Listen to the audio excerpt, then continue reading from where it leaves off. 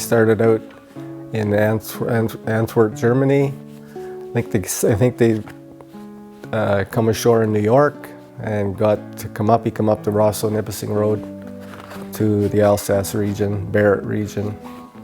Did he get the free land grant? Is that how he got here? Yeah, I think they got, I think it was 160 acres at the time. Okay. They were given out.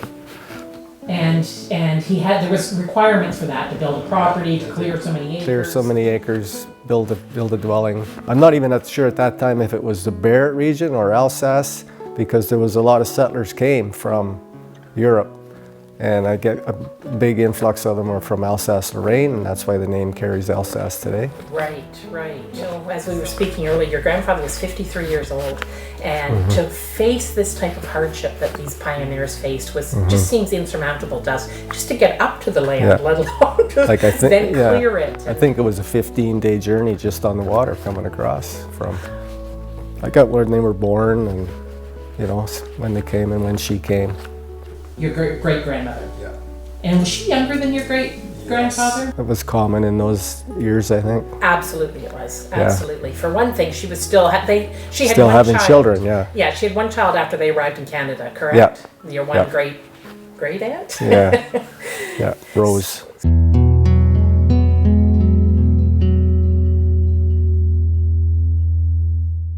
Dear wife, children, grandparents, and in-laws, no day passes that I don't think of you. Hundreds of times during the night in my dreams, I am with you in Moulin-Bruxelles. I feel sad sometimes thinking how I'll ever reach my goal. Although I feel that I like it here and am well satisfied with the joyful thought of when you get here after 3 years. I'm hoping that I can become a farmer. Peter bought himself a couple of spring bulls and they cost him $20. He who wants to work can do well. You're probably anxious to know how I'm doing myself. I can tell you, dear, the 28th of December I moved into the root cellar. My bed is made out of 4 bags filled with tree leaves and pine moss, a blanket and 3 coats. My tools consist of 3 hoes, axes, a cultivator, a shovel, and a short saw. The last place I worked, I earned 1,000 pounds of rye and 100 pounds of peas. I haven't had any work in the last 5 weeks, and I've run out of money. I had $8 coming from Peter and $9 from another neighbor, but they are also out of money.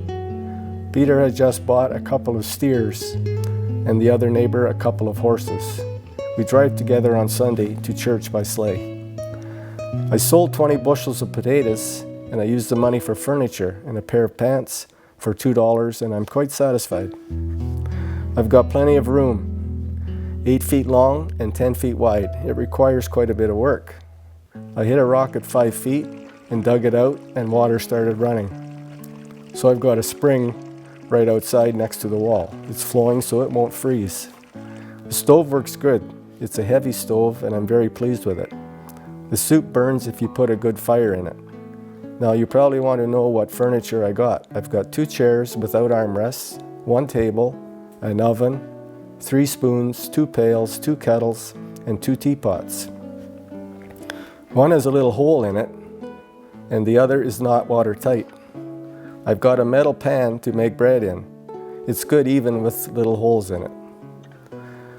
There's a lot to accomplish yet. I'm cutting trees for the house, and I'm going to get them drawn out.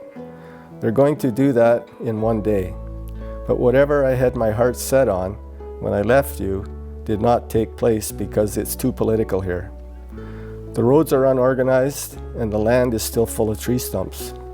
When I lay me down at night about 9 o'clock, I think about you and all those living in that house. I'm up at 6 o'clock and thank God for another day and for you, my dear wife and children. I hope that God will bless you in all your ways and endeavors. Also the dear in-laws to whom I owe so much. Words cannot thank you. Your great-grandparents, had 5 sons, only one of which lived past their 20s. All died here in Canada. So, I mean, again, a tragic story to, your grandfather's obviously high hopes for immigrating to Canada. And one of those the only long surviving son was your grandfather. And what was his name? Well, it's referred to as Winondas in the records, but he was known as Wynant. Wynant? Wynant. And so he also settled on the Alsace Road. Yeah. Is that correct? He took over the property from his dad, some of it. And did your father also take over that property then? Yep. So you're fourth generation on that property. Yeah. You told me a story earlier about placing a tombstone in the original homestead. Yeah. Can you tell us that story? So, when I was a kid, my dad, they had a blacksmith shop.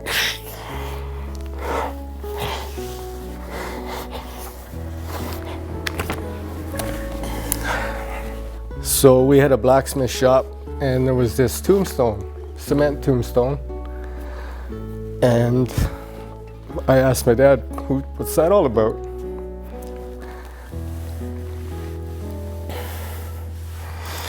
He said they made it for their mother.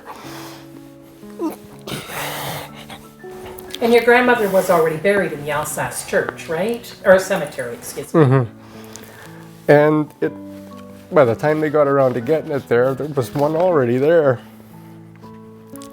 So it just stayed in the shop. And when we sold the place when my parents died, my brother took it up to his property and put it at his cabin. So he just sold that a couple of years ago, and I met an individual one day at the Legion who I used to work with. And he told me that his son bought the property. And he said, "What's with that tombstone?" So I told him the story. And he said, "Well, do you want it?" I said, "Absolutely." And I said, what's the reason? He said his grandkids won't come out and sleep there with this tombstone in the yard. So I took it, and then I said, okay, what am I going to do with it? So I live on that same property across the road. So I said, well, I'm probably one of the last ones that knows where the house and the front door was. So that's where I put it. What did your dad go on to do? He worked in lumber camps. He served from 42 to 45. And then he worked in lumber camps prior to that. And then he worked in electrical work. So he built my house, wired it, plumbed it. Tell us about what age he started calling square dancing. I think it was around 13. He self-taught himself, I'm told, by his brother. And what you described him as having a particular style of calling. Yeah, he had that deep voice, moved around, and they never had probably microphones back then. He had a bullhorn that we still have that he called with. Oh, very fun. And he called over the whole area, right? Loring, Arnstein, Trout Creek, he went everywhere. So would he be out like most Saturday nights sort of thing? Oh, they even went through the week, yeah. And Bert also played, his youngest brother, played the fiddle. Are most of your ancestors buried in the Alsace, St. John's Alsace Cemetery? Yeah, the Wynot crew, like my grandfather. Okay. Two of his brothers, Peter and Theodore. I have the names straight, but one of them died of tetanus when he was 14. I think the other one drowned at 23. They're at the same plot as Nicholas, the first one, and Gertrude. And then my grandfather, Wynot, is all buried. Like, how cool is it to be on your property that you know your great-grandparents settled and what they got and what they did to get where they are? Yeah. I mean, and you're still on that property, enjoying it every day. Like you said, you still keep the fields cut, and that's just so cool. Not many people get to say that. No, I knew where he originally dug a hole in the sandbank and lived in that root cellar they talk about in the letter. I knew where it was. It was actually on the lot that my grandfather traded after his wife died for, the word is, some young cattle and some hay, or just supplies to keep going.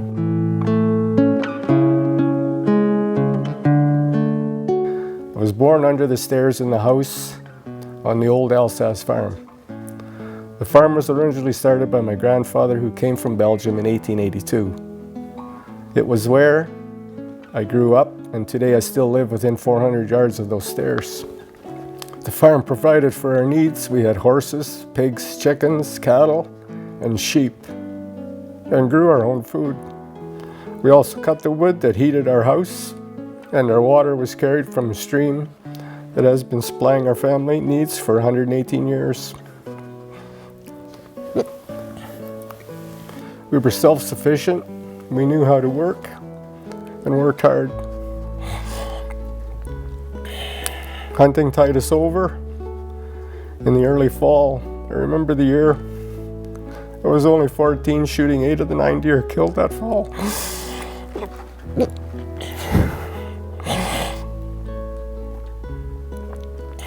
In the early 30s, we spent 2 years depending on nothing but partridge and rabbit until we were able to slaughter our own livestock.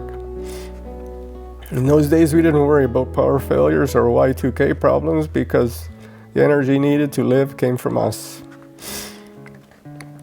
Getting around took a great deal more effort than it does today. Our means of transportation was primarily on foot. When we were very young, we rode in a cutter pulled by horses, but by the time we reached our teen years, we walked everywhere. We walked to St. John's Church, and we walked to the Story School. We walked to Wolf Lake to swim, and we walked to the pond to skate. I remember the day when I was so exhausted after skating that I fell asleep on the walk home. Our clothing didn't keep out the cold when sitting still in the open sleigh, so even though we had horses, we spent most of the time walking just to keep warm. In those days, we didn't have to go to the gym to keep fit because the day-to-day living gave your body the exercise it needed.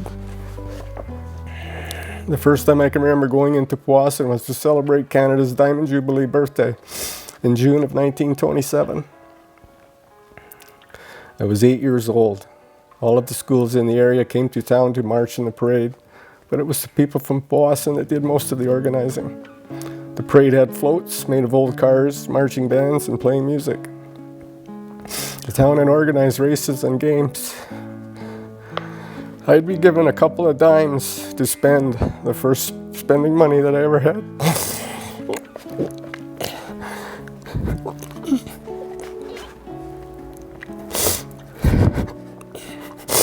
I shared this with my cousin Madeline Giesler,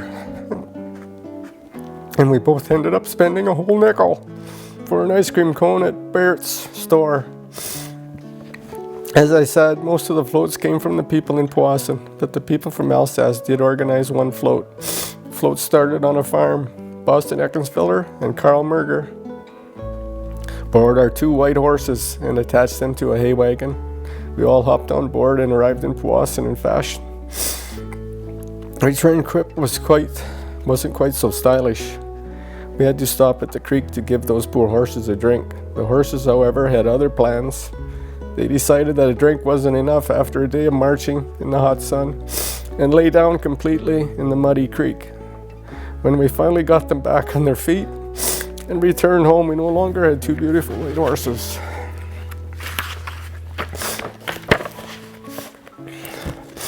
Our life today is much easier. We have electricity and running water. We push buttons to wash our clothes and do many other chores. Transportation is far more convenient with snowmobiles and cars. Our clothing is able to keep out the chill on those cold winter days. If we want something to amuse us, we just have to turn on the television, and even that we do by remote control.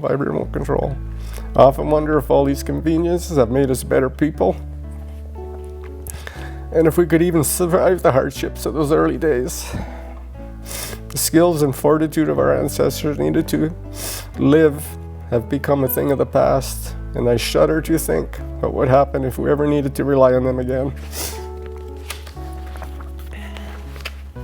Reading those letters to us it was emotional for you, it was emotional for all of us. Why do so much emotion did you feel so much emotion in those letters? I was very close to my dad. We worked together, taught me everything I knew. That's about it. He worked hard, never complained. I talked to a member of each of his brothers and sisters' families, be my first cousins. I asked them, did any of them ever say anything about the years after their mother died? Not one. Not one. They didn't even talk about it. I learned more at my dad's wake.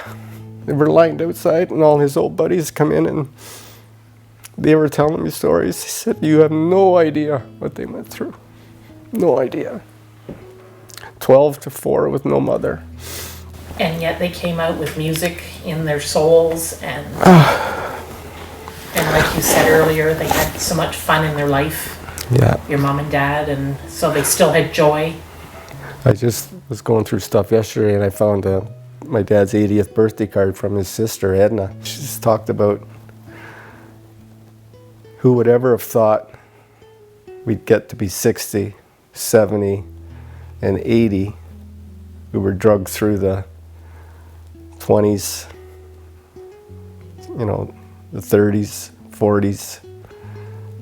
But she said we made it, and just through hard work. Yeah, they went through a lot.